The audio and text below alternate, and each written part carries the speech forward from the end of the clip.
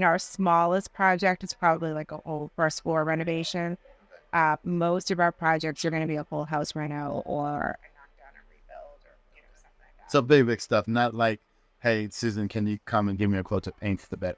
Usually, Right. that Not that's When we first started out, we had those calls, and we were like, yes. right. Yes, you got a job. right. But we do have a lot of real estate clients who may need something like that. So we do have a team of people who do things like that. So we do have resources for all of our clients depending on what they need. Because sometimes we'll have a client who will come to us and say, I think I want to build, I think I want to remodel, or maybe I want to move. I don't know.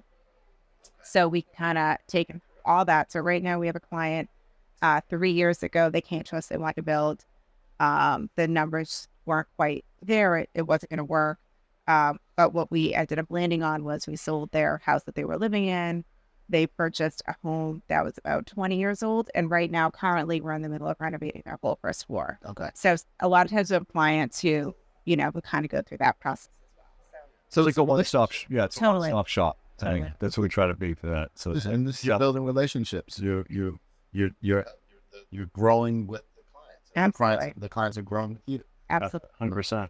I think it's more of, some people say, how do you do these type of things, this, but it's like when you have to stay focused on each task at hand, right? So find them a place then that works for them, not for us in terms of renovating, that works for them as the client, suits their needs, what they need to, how they live and so forth, so it's really, Susan's very good about listening to them and peeling back those layers of things, finding out what they want. It's like, I hate my kitchen. That's a default thing. I hate it. Why? Because it's ugly. Right. But what else about it? My husband and I can't cook in it at the same time. Okay, now stop. Where do you got to keep your spices? Well, I got to go over here. So like digging into those questions they're not really thinking about because that ugly kitchen overshadows kind of, if they just want something different, they don't know what. Right. And you got to talk it out. So really like the design part. So it sounds like that's probably the most important part and that's the creative, and making it functional. Not just, I'm just replacing the same stuff and just keeping the same layout. So you're Right. changing up everything. Yeah, a lot of times we're moving stuff around. And I mean, that is so translates to the real estate as well, because, as you're sitting down with a client. It's funny, I always call it therapy sessions. I'm like, we're going to have a therapy session.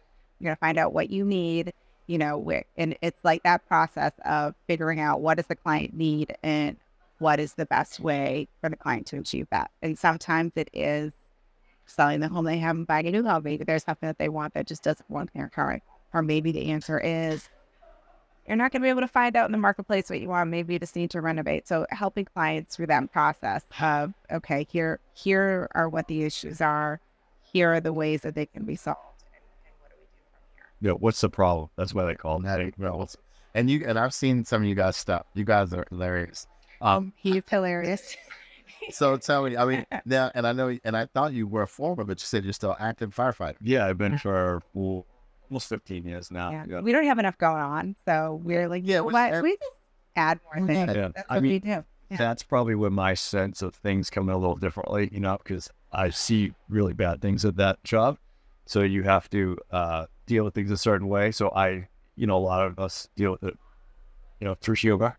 Yeah. And that obviously translates into what we do day to day. And, the construction and the real estate, it's so emotional for people because they buy a house, they save their whole life. It's something they've always wanted, the American dream, and they just don't know what to do with it, or they want it to be special and they just can't articulate how. And it becomes very emotional. Your kids are raised memory, parents, whatever. So I think that all ties into it because a lot of times if, people are starting going crazy with the renovations, we're like, nobody's dying, everything get fixed. And then they kind of go, okay, so it's just like looking at the perspective of being, the reality of it.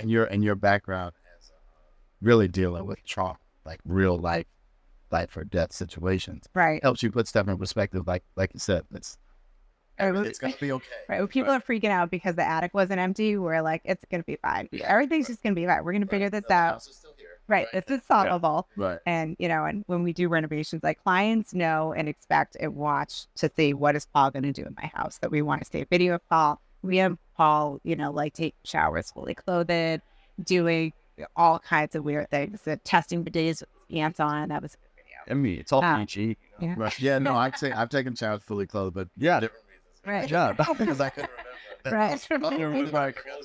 Paul does it Paul does it purposely. Okay. Yeah, and then I just put it on the internet. I mean, that's what I do. I Okay, knew And the Paul, magic just happened. yeah, I'm like, Paul's doing something weird. I need to get this, and then everybody else. If I have to see it, everybody else has to see it. That's how I look at it. We actually won an award for one of those videos. Share the love. Right, exactly. I'm like, if I have to deal with this and watch this, you guys have to watch this too. I look at it like this: renovations are stressful, buying a house is stressful. It should be an enjoyable process. You know what I mean? Like this is Fun. right, Yeah. right. So it's stressful because the decisions you have to make, but it should also be fun. You know, you saved your whole life to buy this house or renovate or make it what you want, get the kitchen in your dreams, whatever it may be. Like that's the end goal, is to get that done. So it's like it can be fun along the way, you know. But I think the way it also becomes fun is the way that we are transparent with clients and try to educate them as we go through that process, and so they know the steps that we're doing, so that they're clear and not just, you know, nodding their head like, "Do you understand what we're saying?" They're like, you know. They don't. We understand they don't. It's a language they don't speak. They don't understand all the construction lingo, and they shouldn't. You know, so that's the big piece, is really making sure they understand what we're doing, what it looks like. You know, and these are things we've learned from when we started the business to now, and you just hope to always strive and do better. Look back at what you first did, and you're like, I can't believe we did that on, you know, you can't believe we did that at this job, you know, 10 years ago or whatever. And, you know, you always try to get better at it. Yeah. And that's where your experience comes in. So obviously your understanding of the connections and the relationship and how people are feeling during the transaction has improved since when you first started. Of course. So now you've got a whole, you know, hundreds of houses later, Yeah. you really can connect with the consumer, with the client in a different, better way. And I'm sure you could in the beginning. I mean, so people watch the videos and go, Paul is an idiot. At some point, and go, I don't, he bothers me, and I bother myself sometimes. Right. You know, it happens. What are you gonna do? Right. So it's like, you know, he's annoying. I don't want to listen to him, right? So, But I can't stop listening. but I wouldn't blame him either if I said that. I'd be like, probably right. You know, I probably would. But that, you know, they watch and watch, you know, continue to watch, and then they'll call me. It could be a year later they call, you know, but people. It's like, that's the people watching, right? The social media, all that stuff. It's like people don't sit on a bench in the city anymore. Just watch people walk by and see what they're doing. Now they go online and they can look wherever they want, whatever they want. Right. Exactly. Exactly. It's a virtual bench now. You know?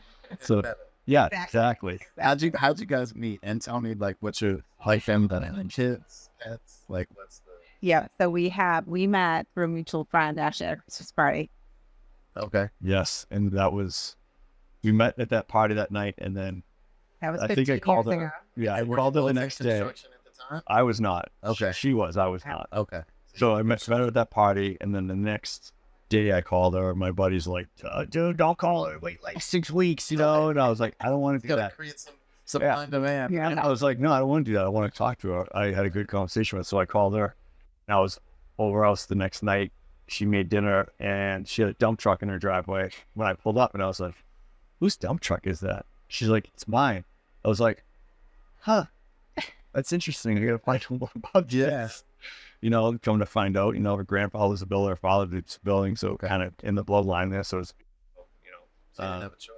He didn't have a choice. No. No, it was funny because when he got to the fire department, he, you know, the schedule, they have 1 day on, 2 days off, 1 day on, 4 days off. So he said, well, I'm going to take up golf. And I was like, oh, no.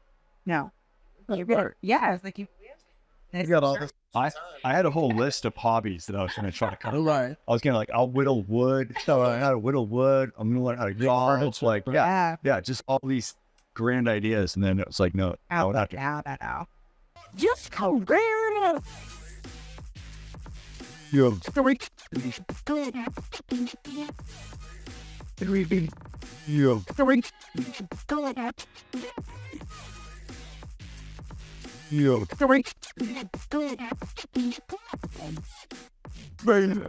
like figure it out. Yep. you